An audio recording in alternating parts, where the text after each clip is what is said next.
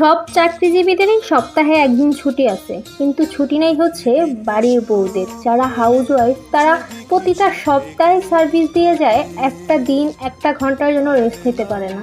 Hello everyone, আসসালামু আলাইকুম। কেমন আছেন সবাই? নিশ্চয়ই ভালো, আলহামদুলিল্লাহ আমিও ভালো আছি। তো সকালবেলা মেয়েকে মাদ্রাসায় দিয়ে এসে আমি 2টা ডিম খেয়েছি। আজকে সকালে আর ভারী কোনো খাবার খাবো না, কারণ কালকে রাতে নানা গ্রিল খাইছিলাম, তো সেটার জন্য গলাটা প্রচণ্ড জ্বলতেছিল।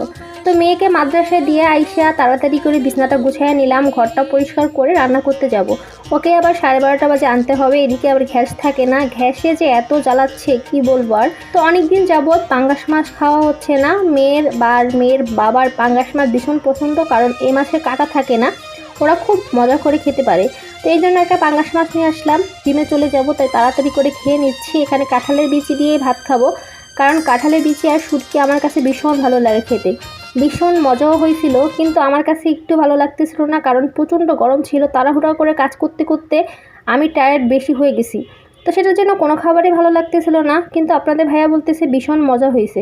তো সন্ধ্যার সময় তাড়াতাড়ি করে 2টা রুটি বেলে নিলাম, কারণ দুপুরবেলা একটুখানি ভাত খাইছিলাম। আমি কিন্তু সেই ভাতগুলো সব খাই নাই। এখানে কাঁঠালের বিচি আর ডিম দিয়ে লাল গমের রুটি খাবো।